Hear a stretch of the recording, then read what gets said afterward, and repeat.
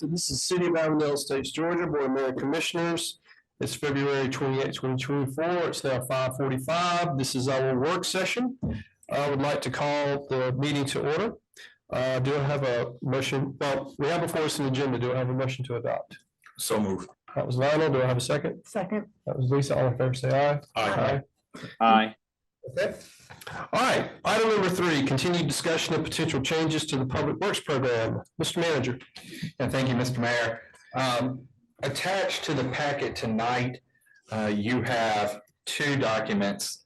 One that exists as an exhibit of the first, but it is the draft of a potential contract between the city and Aero Waste for municipal solid waste and recycling services. In the interim period between our last meeting and tonight, Attorney Quinn and I met with George DeVries, the representative from Aero Waste, to discuss potential contract terms. That discussion was very pleasant. Both parties were agreeable to each's term propositions. We were able to include provisions within the bounds of the contract to satisfy some of the commentary made by the BOMC at the last work session. Other points of note that were identified by the BOMC will be handled during the proposed 60-day transition period.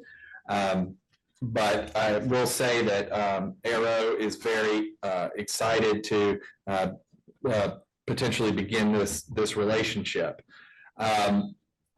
So you will notice in the bounds of the contract that where pricing is concerned, you refer to the exhibit. The exhibit, it contains the proposal made by Aero through the RFP process. A couple of highlights that I wanted to point out were that we have agreed upon a 5-year term, which would the rates of which would be adjusted on an annual basis by CPI. And if CPI were to be in excess of 6, which we've only seen once in recent memory, which was 2 years ago, that both parties would be allowed to come back to the table and address how the fees would be structured in the event that CPI had a high inflationary adjustment. We don't anticipate that, which means that over the 5-year period, the only adjustment in fees would be an adjustment to cover, your natural inflation over time, thus keeping rates very much similar to where they started. We have also addressed within the bounds of the contract, insurance and indemnity, and what happens in the event of holidays. The holidays that we proposed were the 6 most recognized federal holidays.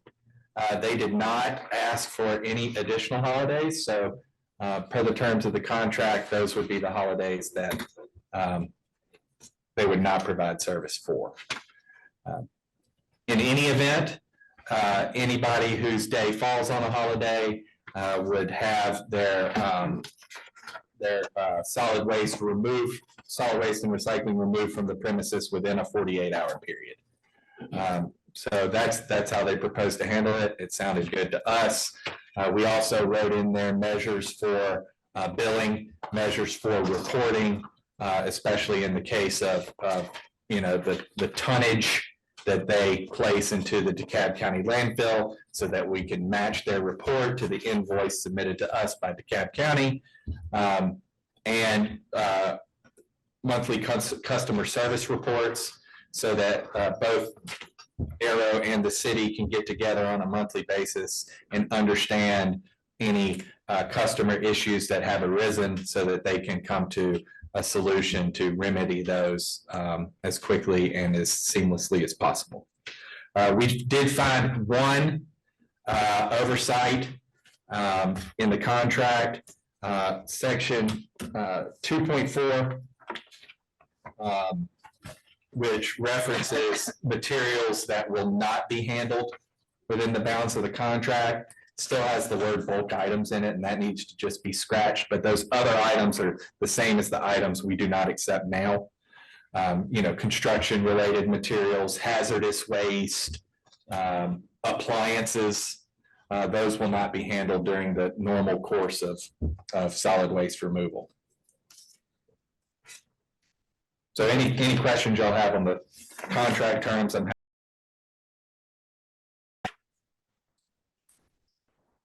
That was one of my questions, was the section 2.4. I didn't know if it says contractors shall not be responsible for collecting sources of bulk items. We're taking bulk items out of that wording, but does it say that because that's a service that would be provided between the resident and an Arrow specifically? Or like, I know the city's not going to pay the $16.12 per service. That's right. So it is still a service that they will provide under the bounds of the contract at a rate that is defined in the exhibit. okay, and then it'll be billed directly by Arrow to the resident? Correct. Okay. What if you do have an appliance? They're not going to take an appliance at all? Like that's out of bounds?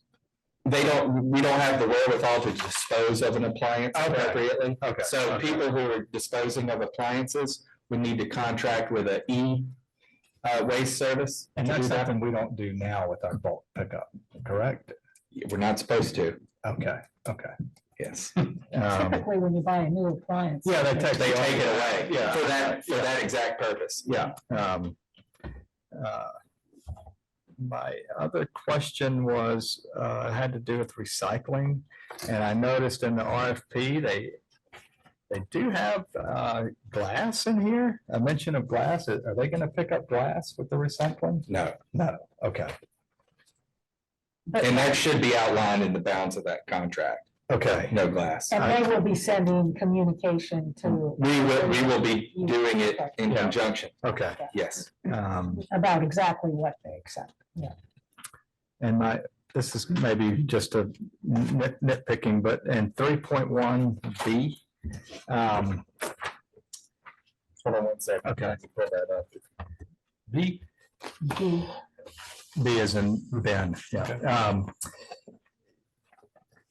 My question was, and it probably doesn't come up often, but occasionally I have a big cardboard box that just will not fit in the bin. Yes. As long as it's not an every single week situation, that they're not going to charge extra for that. No. Box. So Okay. let me explain how excess will be handled. Okay. As long, you don't have to have a closed lid. Okay. So as long as you can put your waste or recyclable material within the container, Okay. It'll get picked up. Okay. Now, this is something that we will discuss in more detail during the transition period. Okay. But if customers have routine excess, Right. that they can't even stack on top, that they literally need another receptacle to handle, Okay. those will be offered direct Okay. by Arrow at a charge of 75% Right. of the normal monthly rate. Okay. So, and that does not include the city's additional charges for tipping fees or yard waste purposes. Right. It would just be their charge. So for example, their charge is $8.24 per month per resident. So if you wanted an additional receptacle, you would pay directly to Arrow 75% of that $8.24 for the extra bit. Okay. Okay. That makes sense.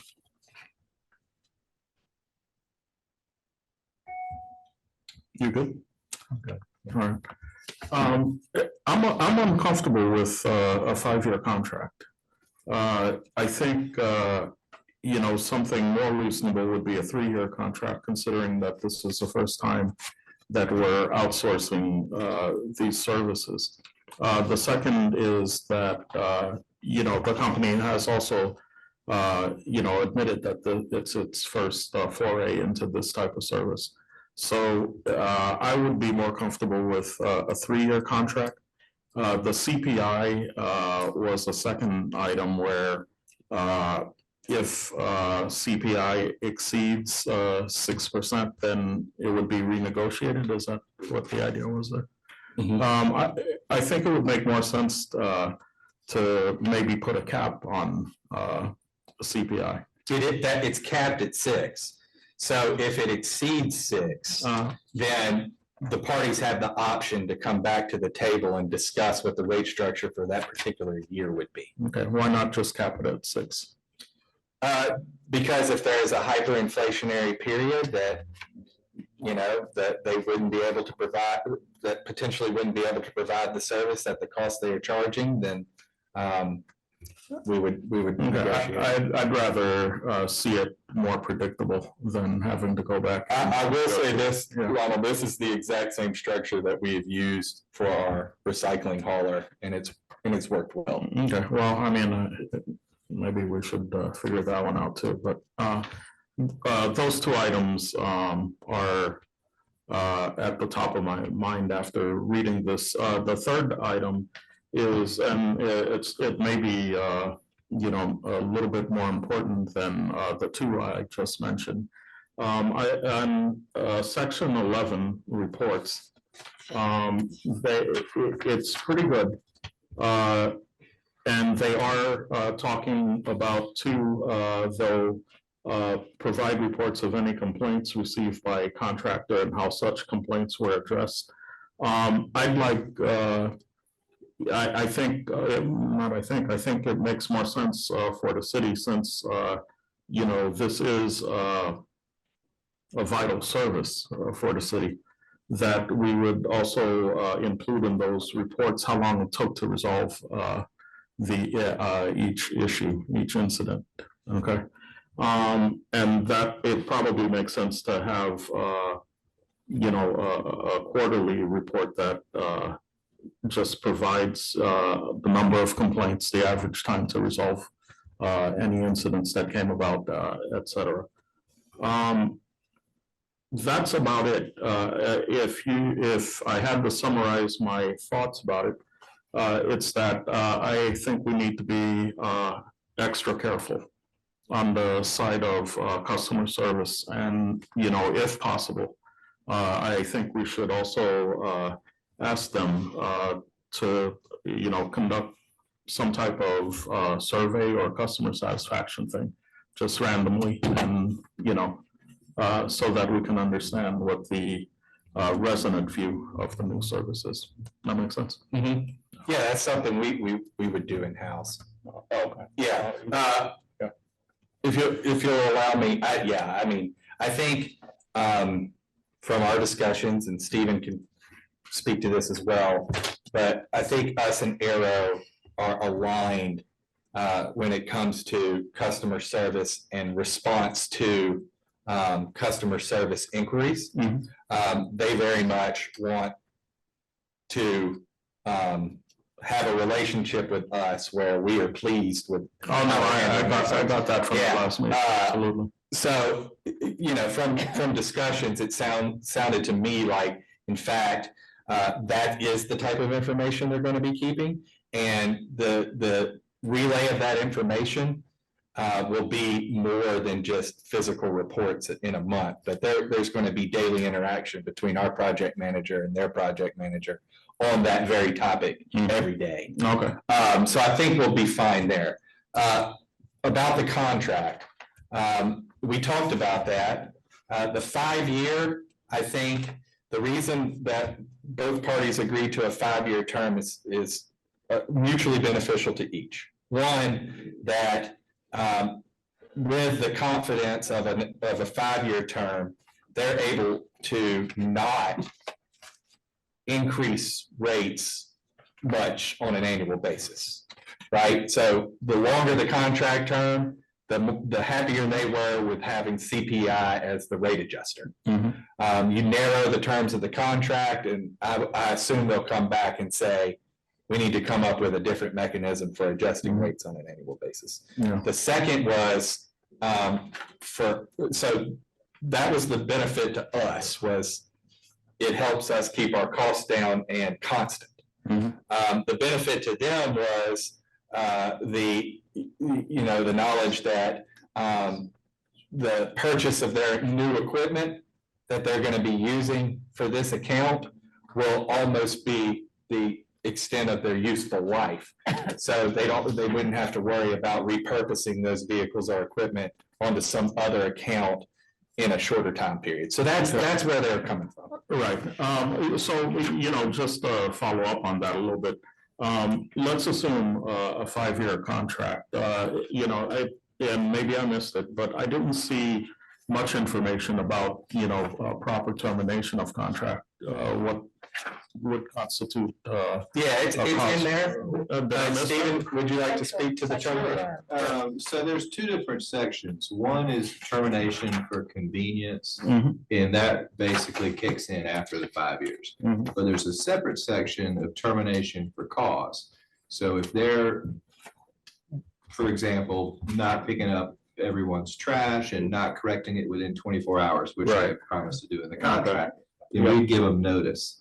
And they have, I think it's 10 business days to correct that to our satisfaction, or we can then give them notice that we're terminating the contract for cause. Right.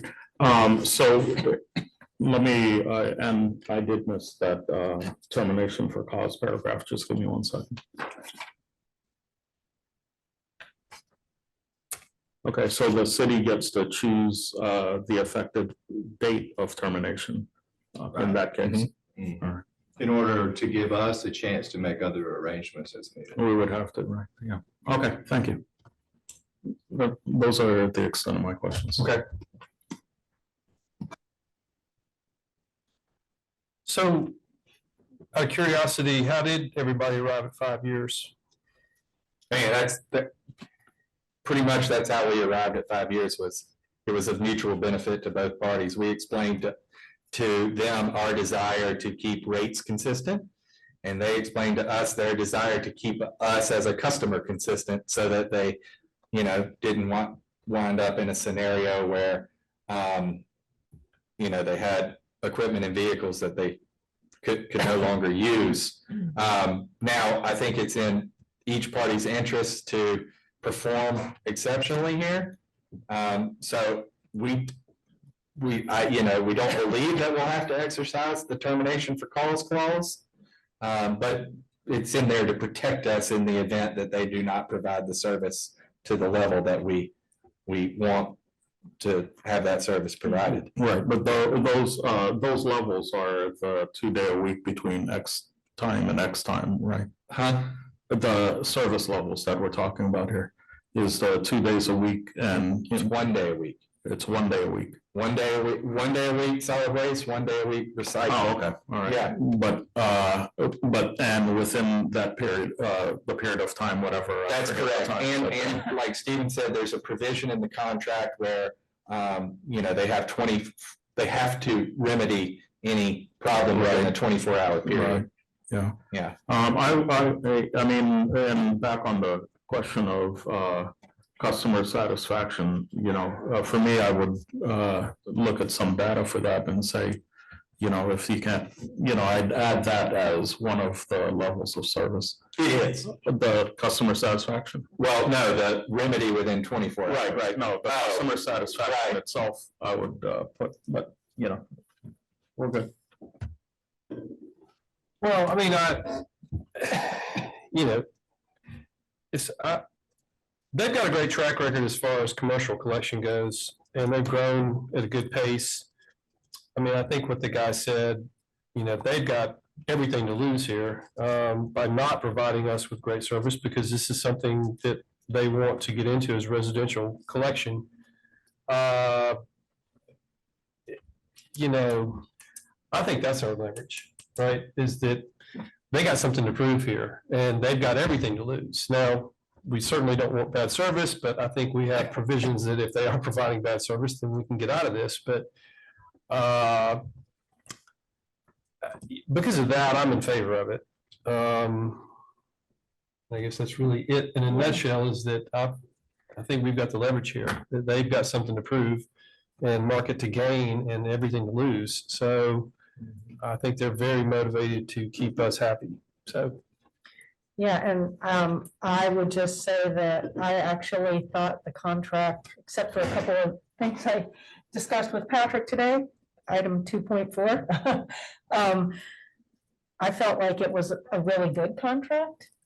I liked that the city's paying for the tipping fees versus it being built into their fee somehow. I feel like that gives us bargaining and lobbying power to continue with DeKalb County, with other DeKalb municipal cities. I like that they have the communication and customer service reports in there. I think communication is going to be super important.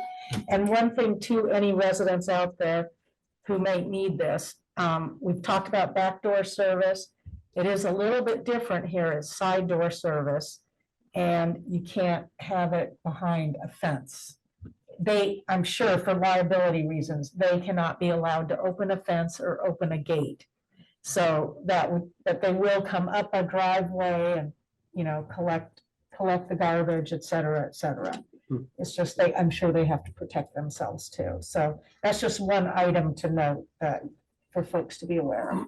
I think communication is going to be super important on how this rolls out. So, and I know that they know that's important. Okay, Mike? Yeah, just, can you guys hear me okay? I just want to make sure. Yes. Okay. Yeah, just going through everything, it seems pretty solid. Hearing from the representative at their last meeting, there was, it looks like there's very solid communication avenues for residents to voice concerns. It's going to go directly to the contractor themselves. Patrick, I think, correct me if I'm wrong, you're going to have oversight as well. And was it weekly? Is that what you said? Weekly touch bases with them? Did I miss that? We'll touch base on a daily basis. Daily basis. Yeah, so that's very robust. I like that. I like that they're going to handle the service at a reduction in fees for the residents, which is super important. You know, and then, you know, the city's protected by, you know, if they don't fail to honor their side of the contract, we have our way out, you know, terminating clause. It seems pretty solid to me. Most of the residents' concerns that I've been hearing from is basically just level of service. It seems like there's a lot of safeguards to keep that going in the high level. So, I mean, it looks pretty good to me. Good. All right, thank you. Any other questions, comments up here? So. I did Go have ahead. one thing I wanted to mention. I've been getting a lot of emails from people who, even if they've read the RFQs online, may not have realized or may not have been following along previous to that. And I wanted to point out that there's another presentation online, City of Avondale Estates Public Works Department, Solid Waste Collection Overview and Evaluation of Practice, that Patrick, you put together with Marcel, that really gives a great overview of the basis for why we're now at this step. And it was really good for me to go back and review it, and I encourage everyone else to as well. I believe it's on the website. Thank you, Lisa. Along those lines, did we ever get an item by item comparison So it's response to It's that? really difficult to do that because it's not apples to apples. So what we did was we fleshed out the FAQs a little more Mhm. to further explain how the numbers work. Okay. Because it's not a direct comparison, because we have different costs to provide the service than the contractor would have. So, Yeah, no, I just wanted to make sure. so we that- fleshed out the FAQs. Yeah, I just wanted to make sure Yeah. that one email was Yeah, addressed. yeah, we made sure to fit those points into the FAQ language. Thank you. Yeah. Appreciate it. So, a typical question, what's next?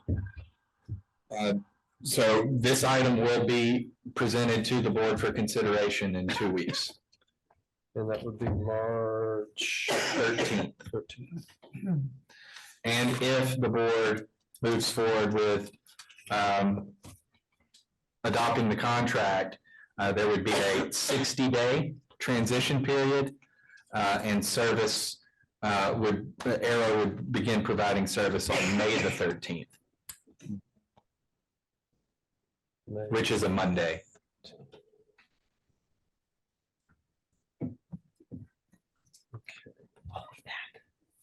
Sure, certainly. Wants to wait? Did you say May 18th? 13th. 13th. Okay.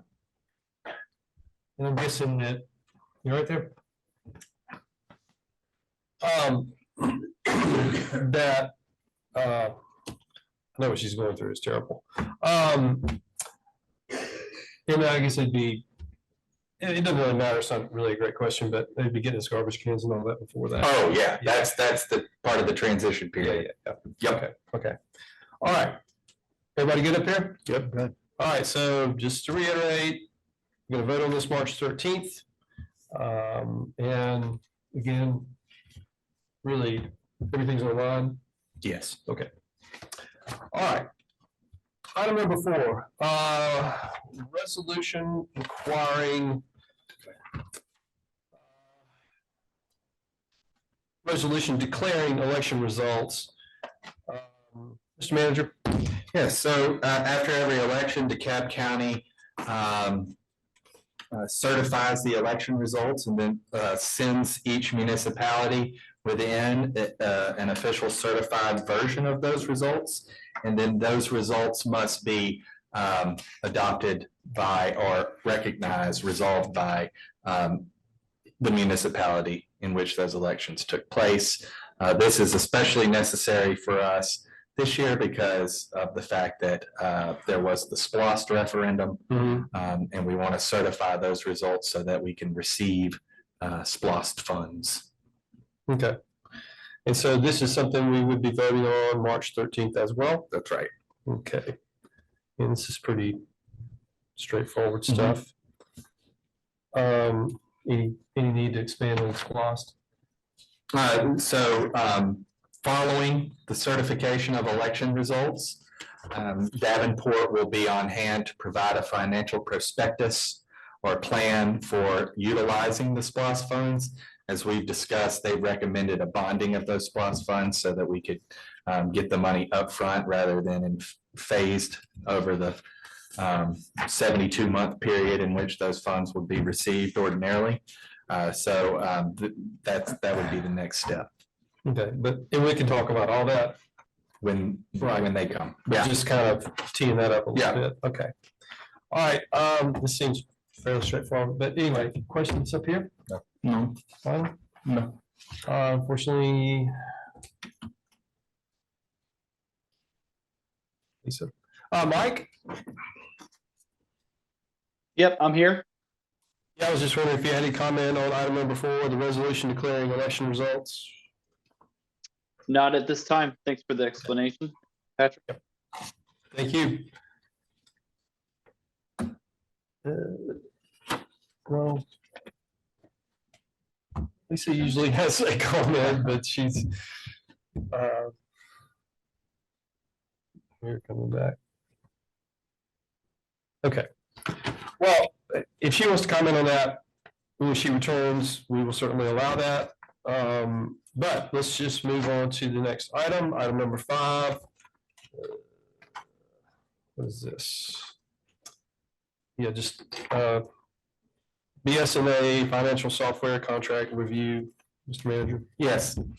So y'all may recall as a part of the 24-25 capital plan, the BOMC budgeted $50,000 for the purchase of new financial software. The city has been using the same financial software for well over a decade. That software was not really designed for multiple funds. So it served the city well when we operated strictly from a general fund, but now that we have,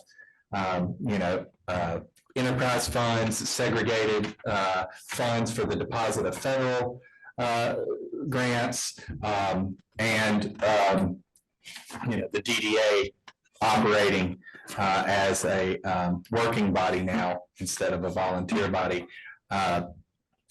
The need for a more robust software program is now. We also did not have any cloud capability with our current program. So if we were to continue with our current program, we would have to buy additional server space. But regardless, our current software program doesn't really provide us with the tools that we need. And this is also something that was pointed out by our auditing firm. And they knew that we were moving forward with budgeting resources for new software during this calendar year. So Finance Director Marmol interviewed and evaluated 6 different software packages, 3 of which did not meet our needs. So then after the fact, she brought the 3 that did back for some extensive demoing and quotes. And just to paint you a picture as to the costs of the various costs over the different companies. The company that we were recommending for you today had the highest implementation fee, but the lowest annual fee. So the implementation fee is $40,045. The annual licensing fee for use is only $7,690. Whereas the other 2 that we compared them to have implementations that are lower, but annual fees that are much, much higher. So on an ongoing basis, the 2 programs that we chose not to recommend would cost more than the program that we are recommending. And the program that we are recommending actually happened to meet our internal needs more so than the other programs who either we found too clunky or provided tools that we wouldn't necessarily use. So we would be paying for portals that would go, unresourced. So anyway, as I mentioned, the implementation cost, which is actually the capital cost portion of this item, is $10,000 under budget. So we're very comfortable recommending BS&A. Brittany has had experience with these folks in the past. She knows them well. So we are excited to recommend this software and start with the implementation so that Brittany no longer has to work in Sage. That covered my only question was, have you worked with them before? So, and I should be asking Patrick, but yeah, if we have experience with them before, but okay. That was really good for me. So this is more economical than what we're using now? Well, what we're using now doesn't. It doesn't do work. the job. Yeah, we can't keep Okay. using it. Okay. So like what we're using now, right, we only have to pay for an annual license because the I see. implementation of the software was done Okay. over a decade ago. I see. Yeah. But the annual license for this software is very affordable. Yeah, okay. Hey, Patrick, just one question. I assume that the software we're gonna utilize for a number of years in the future, like how many years does it become the more cost-effective option due to the higher startup cost with the lower annual licensing? The end of year one, well, so really the beginning of year two.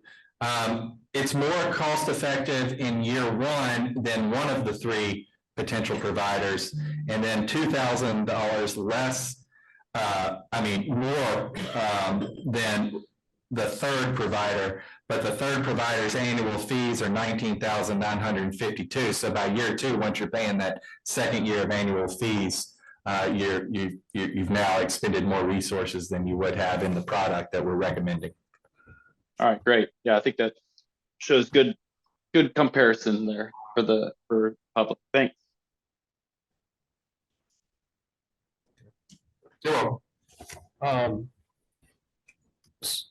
Yeah, just so, yeah, I mean, this seems like, easy, a home run. One question, you just said that the DDA has turned from being a volunteer body to a working body. What's the difference? Oh, the difference is that the DDA now has an operating budget and employs staff members. That's the only difference? Pretty much. Okay, Yeah. thank you.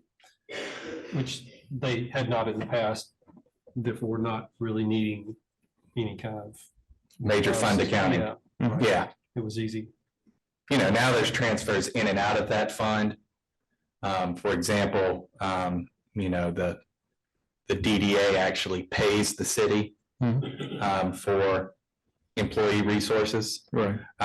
So when the DDA had no employees, the money was just in the DDA fund. So it's just more simple accounting. Yeah, thank you. Well, not to preempt any other comments, we will vote on this March 13th as well. Correct. So any other comments? Lisa, are you capable? I think to come back over there, is it okay if I stand here? You can do whatever you need to do. Just had a little asthma attack. No, believe me, I understand. Well, you can come back to any comment at any time when you're ready. Okay, I'm good. So yeah, okay. So I'll get on item Okay. Yeah. 5. Okay, item number 6, board and commission's application procedure. Mr. Manager? I don't know Yes. if there's- So there is a procedure that y'all would need to agree on. I don't have a dog in the fight. But before you have the applicant information for all of the positions that are vacant across various boards and advisory committees. And what we're just bringing to your attention is that y'all establish a procedure for appointment of those, especially given the fact that we have the new iteration of the BOMC with 2 new members who have not ever been a part of this process. So I'll turn it over to you, Mr. Mayor, and you run with it. I would like to make a recommendation that everybody looks at the resumes online, Dropbox, wherever it is. You read those. They've all provided their contact information. If you would like to contact them and ask them further questions, you can. This is my recommendation. And that we come back on March 13th and do what we've done on several occasions, do a blind vote. And have some sort of scoring system, but everybody board by board, go through and, okay, we got 2 slots open. Who are you 2? Write on a piece of paper. We had a Mr. Manager. He tallies the results. Nobody knows who voted for anybody. It's blind. If just as a term. That's my recommendation. So Jonathan, this would deviate a little in that we would be able to just call folks up and talk to them rather than Which I've done before, yeah. go through a long process. Well, and in the past, I think we've hauled everyone in and kind of interviewed them and tried to ask everybody the same question so that it's sort of apples to apples. I think considering the number we've got, and this is just recommendation. If you guys don't want to do that, that's totally cool. That's why there's 5 of us. That's just my recommendation. If you want to do it differently, that is totally fine. That's just my 2 cents worth. Okay. I concur with the recommendation. Okay. Sounds good to me. I'm not comfortable with it. Okay. I think there needs to be a bit more transparency in it. The blind vote, we're elected, right? We're supposed to be held accountable. I think we should have our votes be public. And also in talking with the candidates, at least finalists, I don't know how we would decide that. But I do think that it would be worthwhile to talk with them in a public forum. Okay. Mike? This is my first foray into this process. So, Jonathan, just for, I guess, a little bit of clarity, can you explain a little bit more how things have gone in the past? And Well, we have in the past, we've done it both ways, where we've, asked everyone to be present, and I think on some occasions, we would just ask them whatever we wanted. More recently, I think we tried to ask each candidate the same question, so we could have a little bit more, like I said, apples to apples comparison. And then in certain circumstances, and I really don't recall if there were a lot of candidates or just one or two, but we have done, so to speak, a blind vote where everybody just writes their thing on a piece of paper and we collect it up and, figure out who got the most votes and who's going to be on the board. So we've done it both ways. I think there's value to each one. It's just, my preference would be to just do a blind vote, but Lionel wants to do, I guess, more, bring folks in and talk to them. And I think the vote should be public. Okay, so we have done it both ways, right? Yeah. Okay. Patrick, your experience as a city manager, what have you found as has occurred in other municipalities, in your opinion? It varies. I don't think there's any one right way to do this. It's just whatever you are collectively comfortable moving forward with. Stephen has a question. I had a comment. Okay, So there will, no matter what, there will be a public vote for each appointment. I think what the mayor was describing is a way of agreeing on that without, putting pressure on people. I think, in other words, that's an informal precursor to the formal vote. so we collect results and go, okay, Bill Smith got the most votes and Mary Carpenter got the second most votes or whatever. You'll have a motion to nominate Bill Smith to be on the PZAB. Yeah. Actually, we kind of ranked them once, too. we did. And that's why it took you guys tallying up and, yeah. Yeah, I can't remember what it was we voted on most recently that we did that. That was on historical preservation. Okay, HPC, yeah. And I think the thing was, it just took, like, interviewing everybody took a while, and I think also it just kind of takes some of the sting out of it, I guess, or whatever. It just, it doesn't put people on the spot. It's just a little more, I don't think it's not transparent, but that's just my opinion. But I think it's just, I don't know, we did it that way and everybody thought that was a good idea at the time. And it's fine, it's acceptable. So, I don't know.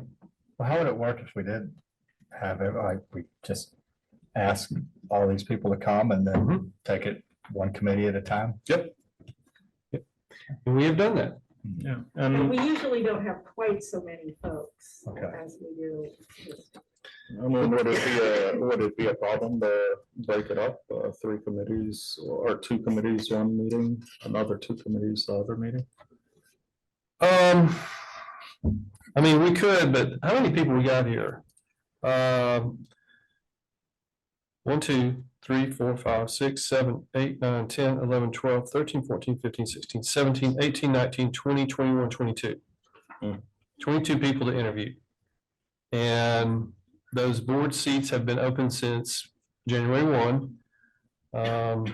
The next meeting is March 13th. The meeting after that would be presumably March 27th. Mhm. So we're not going to have everything filled till the end of March.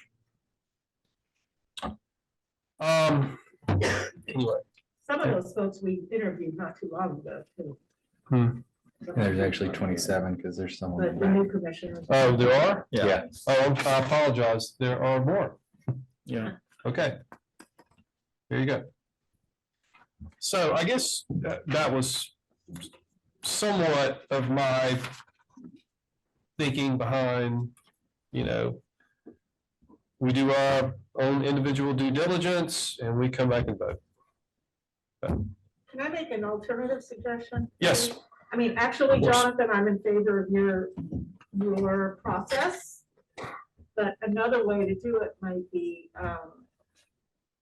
if we all came up, like on the ones where there's more than 4 people, if we all submitted perhaps to you who we'd like to interview, who are the top 4 we'd like to interview, to at least narrow it down. I mean, that's just another option before we do the invites, but that would leave someone out of being interviewed. That's where I would, yeah, I think it's kind of all or none. Okay. I mean, I just, what do you? I don't know. Yeah. Well, if you want to stay on it, that's fine. No, I truly mean that, yes. Okay. Yeah. So I'm in favor of the blind vote. Lisa is, Graham? Hate to put you on the spot, but I'm in favor of the blind vote. okay. Yeah. And you want to, Let me make a suggestion. If we're going to do, essentially what we're talking about is ranked choice voting for this, right? So I think the way we did it the last time, just to refresh, was, yes, there was a ranked choice where each successive slot was awarded a point based on where it was. And then whoever had the most points collectively was the one put forward for I nomination. mean, so why not make each member of the boards vote public? Their choices. I don't have a problem with that. It's just, I guess it's more the interview thing, but I guess part of the thinking is, it just kind of possibly precludes any hard feelings between an appointed member and knowing someone didn't vote for them or, And I see your point about transparency, but I think that's kind of if we don't want to, go through interviewing 22 people or however many people there are for each committee, I'm fine. I'm fine with finding the time to call the folks and figure out, how I'm going to rank them. But I do think it's important that the rankings be made public. I don't have a problem with that. You? Okay. Okay. Mike? No issues there. So, all right. So we're all in agreement. We're going to do our own due diligence, so to speak. We will come back with our ranked choice and go through that, sift through that, and then make those. Yeah, I mean, make this those is something you could just put online, right? Sure. Yeah. Okay, I'm fine with that. Everybody okay with that? Yeah, I just Lisa? have one other question. So regarding the green space committee, Right. so that was a little different because we had talked about, taking the lake board folks and taking the tree board folks and combining them into a big board. So, we've been tossing that idea around. I don't know if we know who wants to be on the green space committee or not. I think Karina was probably looking into that. But are we going to just appoint 5 persons? And then let the other ones be honorary members or whatever it was that we had come up with on the green space? Do you remember what I'm talking about? Yes. Well, we've only, I don't know if this answers that, we only got 5 applicants. We have 5 new applicants. Oh, Yeah, there's a whole list of, I mean, there's. Existing lake and tree board members. oh. And we probably need to see that list at some point. Yes. Can you? Yeah. Yeah, That's why I'm bringing it up. It's a wrinkle. and just, okay, so there'll be 5 people. 2 of those 5 will have a 3-year term initially, only initially, to create staggered terms of office. Okay, so we need to come up with 5, we rank for 5, and then we decide what to do with the rest of them. We allowed a provision in there that honorary. Right. Okay, just something to think about. We gotta also think about who, do we need to create anything special for the 2 members that will initially have only a 3-year term? Will those be the number 4 and 5 in the ranked mode, or? I don't think that's. Good question. Yeah. I wouldn't do that. I would select that at random. Select a random. Yeah. You gonna bring some dice or something? Yeah, we'll figure that out. Just in fairness. Okay, so we need to kind of nail that down right now? Does everyone understand? No, I don't. Okay. So a longer list of people that we're There considering is a for longer green list of space? So people. these are all new applicants to vacant positions. There are But also, in green space, a new committee though? It so it it's is, Completely vacant. It Except is, for but we've offered, but we offered, so all members of the previous iterations of the lake and tree boards Okay, are essentially eligible to be appointed to the Green Space Advisory Committee. okay. We also invited new applicants to submit applications for the Green Space Advisory Committee too, Okay, so we're working on a list of the people on the if they still want to serve. other. Right, we can't force them. to do Right, it. we're trying to figure out, okay. Yeah. Okay, But they haven't indicated to whether they want to serve or. We asked them to indicate to us if they did not. Oh, okay. okay. And so nobody has, I think, Several stated yeah, they. a couple of them. Yeah, and I think that was contained within the email communication from Karina Yeah, in the Dropbox. can we get that on here somehow, Sure. please? Yeah, okay.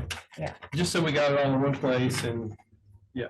Okay. Okay, so Lionel, so we're gonna have, there'll be 5 members on there. In order to not replace 5 people every 4 years, we decided that 3 of the slots will serve 4 full years, and that 2 of the slots will only serve 3 years.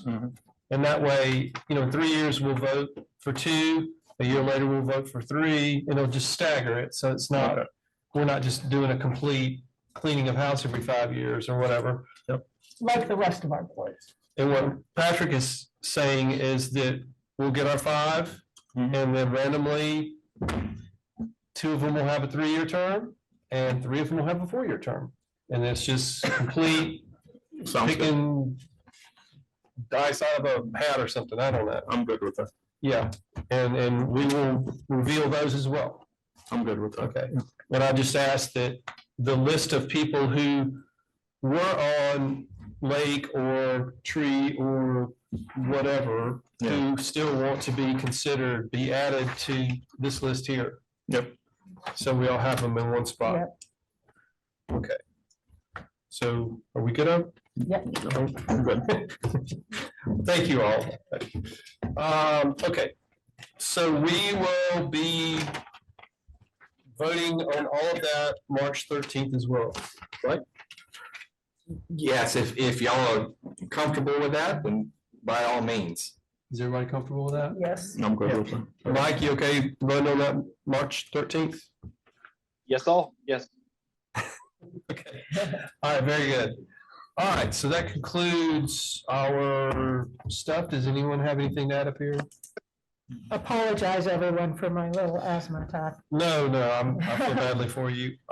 Did you want to comment on any of the stuff that, because we kind of, I think you walked out when we were talking about Public Works, maybe? No, election results. Okay, election No, I results. didn't need to comment on that. I'm super glad SPOS passed, and the BS&A thing I was all for. So, Okay, good.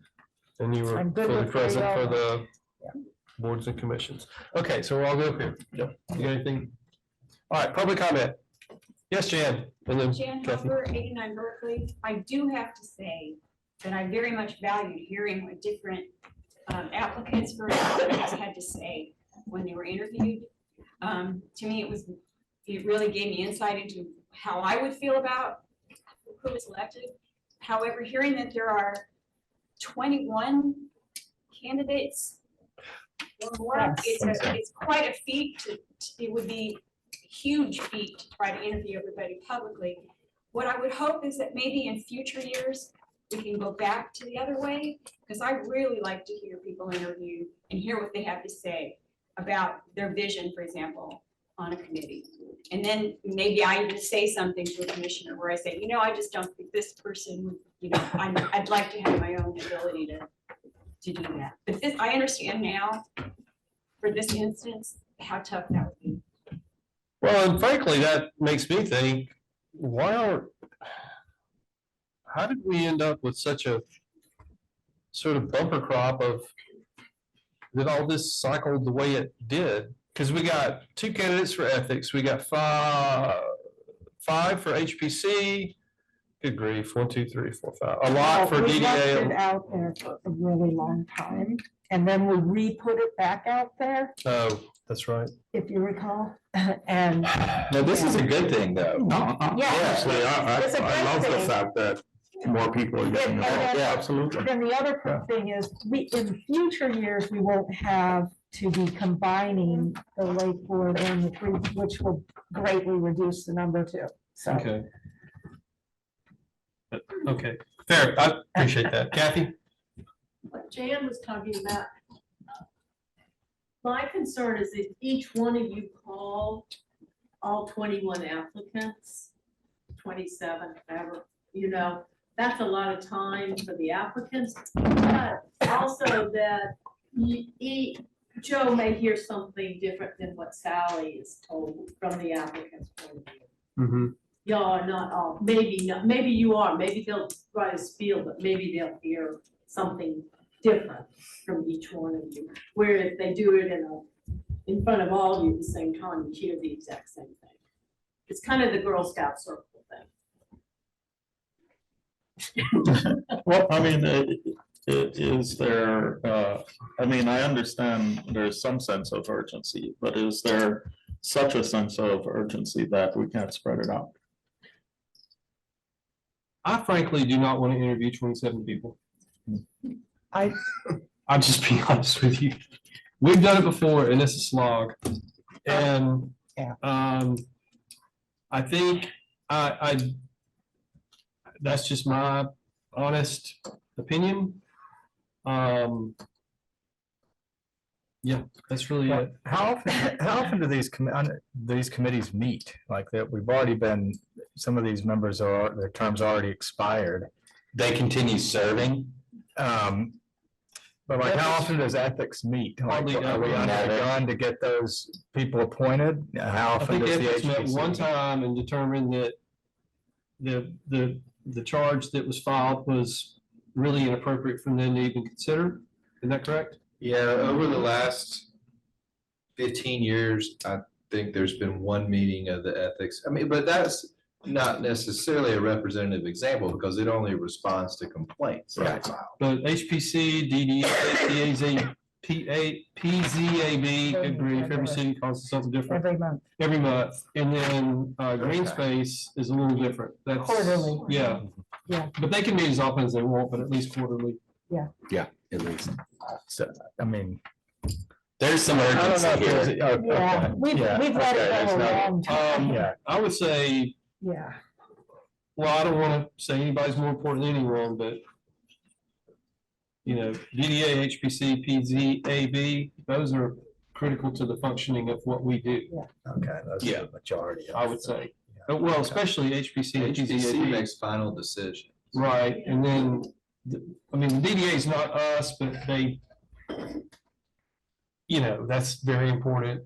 I mean, Sure. You want to make a comment? yes, of course. So I agree, under normal circumstances, I love to hear from our residents and hear what folks have to say. But this time, there's just so many. But I would point out to everyone, we get their resumes too, okay? We're seeing their resumes, and I have to say, got quite a few folks that have skills and expertise that, already are showing up on the resume that would lend them to be useful to some of these boards. So it's not like we're going blindly through. I personally, I'm not going to call all these people. I'm going to narrow it down and figure out, by looking at the resumes in the first place, and then I'm going to call when I get down to a smaller group to figure out which ones I want and how I want to rank them. So that's what I'm personally going to do. That's going to be my process. And that's why I feel like it's always so important to get folks' resume. So. Actually, it's 37, because if you think about the 27 that are not currently on a board, and then the 10 that are, yeah, that's 37 people that you, in fairness, should talk to. I mean, well, if you're gonna do interviews. I mean, I'm probably the last person up here who has time to call 37 people, 37, you said? Well, there are 10 that are currently on Right. a board who presumably want to continue serving on that board, in addition to the 27 who would like to be on a board. Yeah. Am I right? Yeah. Is this normally done like before the terms expire? Yes. Yes. It just got We delayed had this year? Okay, Yes. Yes, Especially given the 2 new board seats, okay. that was the impetus for. Okay. Yeah, I mean, it is a slog. I mean, it would be tough to do. well, and I was talking to Patrick a bit about this before the meeting. I mean, we have sort of this very general form that you can fill out online. I think in the future, we might want to consider either having individualized sort of questions for each board, or just maybe 10 better questions. I mean, I think right now we've got like, hey, why do you want to do this? But that's really your only glimpse on paper, besides the resume, into what's going on here. I think, we could probably, and companies do this all the time, just get like 10 or 20 better questions, that would give us a little bit more insight as to, why do you want to do this? What skills do you have? What are you going to add? I don't even know what the questions would be, but you know what I'm saying? Yeah, I love that idea. And it Could could have have, them specific to the committee. could be, yeah, like, that would be more work, but I think right now we have a fairly basic initial filtration there, initial sort of screening, vetting, that could probably be a little bit more robust up front to help us out with this sort of thing, because this will happen again. Yeah, well, yeah, and it's the time commitment that is heavy here. What would you guys think about doing special called meetings like we did when we had to get things through for development?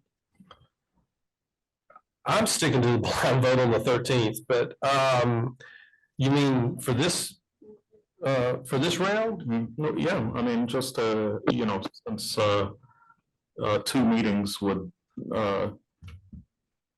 squeeze in some additional meetings. I'm just throwing stuff out there, trying to, my concern, frankly, is transparency. I think that we do need to do this in a public way. I'm willing to compromise. I'll take the time and call folks. in the past, we didn't even do interviews, like back in the you know, 6, 7, 8 years ago, we never even did interviews. The city didn't do them. Well, and I have to say, I don't feel like it's not transparent to do it the way we're talking about.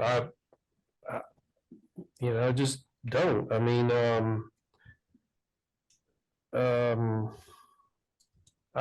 yeah. I mean, I'm willing to make the time and call, folks. That's not an issue. Okay. All right. So where were we? I think So we're okay. Well, I mean, we had decided to. Well, we are on public comment, so we're seemingly back to item number 6. maybe we need to go through the round again and just say where everyone. No, I don't want to because we've already said it. Okay, all right. So yes. Bill over 89 Berkeley Road. 3 comments. First comment is regarding to the Public Works Program. Will that contract be posted somewhere where we can look at it? It is. Okay, it is posted, okay. Thumbs up. Okay, and then for the financial software contract, is the software that you're looking at, is that like continuously updatable, upgradable? So it's not like in 5 years or something, you'll have to go through all this again with a new vendor with their software in order to have the latest and for what the city needs. Mhm. Okay. All right. And then finally, for this last discussion, I was just wondering if as part of your proceedings, trying to make this work smoothly, perhaps come up with 5 or 6 questions to send out to all the applicants and ask them to respond to them in order to help you make decisions on who to winnow down. That way you wouldn't necessarily have to call all of them. They could answer your questions anyway. Anyway, thank you. Kathy, you were saying the contract's not. Yeah, when I printed it up, I did it at 2:30 and I tried to do it again right before I walked in. I get this, if you go to the agenda, you try to open it that way, I get a, whoops, something went wrong.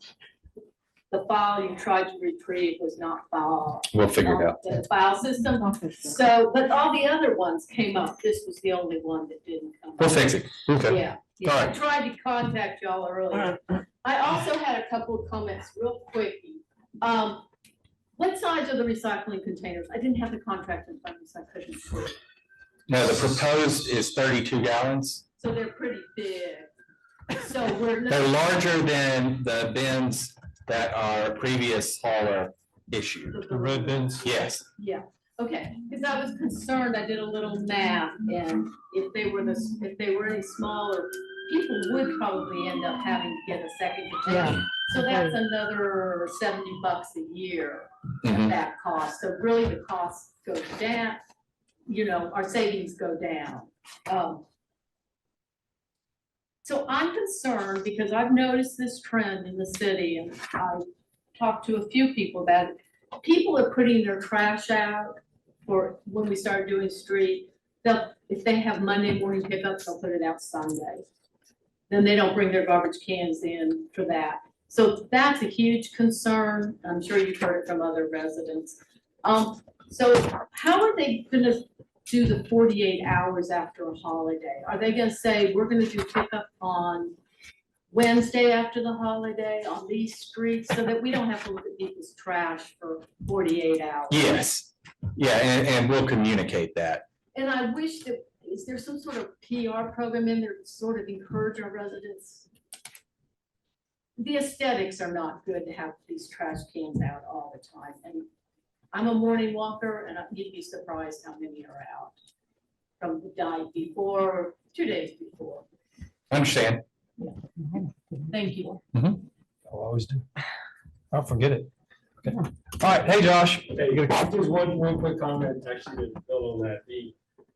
Once we started the curbside pickup, I went out and bought a brand new big trash bin. So I'm gonna have an extra trash bin and an extra recycling bin if the provider Arrow is providing us with bins. That's my understanding how it's Yes. working. So could we give some thought kind of along the appliance line where if I'm getting new bins, they're taking my old bins or something like that? Because I suspect we're gonna have a bunch of unused bins floating around the city because people either had them for recycling or got them for the trash pickup. Because I know I did. Yeah, we can look into something like that. Okay. Thank you. Anybody else around the corner? Anybody online? Are we all good? Yep. Okay. Seeing no other comments, I'd like to bring it back. Do I have a motion to adjourn? So moved. That was Lionel. Do I have a second? Second. That was Graham. All in favor, say aye. Aye. Aye. Yep. Thank you, Mike, and thank you all for being here. Thank you, Mike, for zooming in, and I hope your training's going well.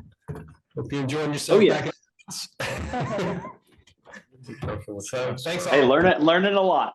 Yes. No, it's a lot to absorb there. It's a good thing. It's a real good thing. About 30. Well, have fun up there. All right, thanks, everybody. Yeah. Good night.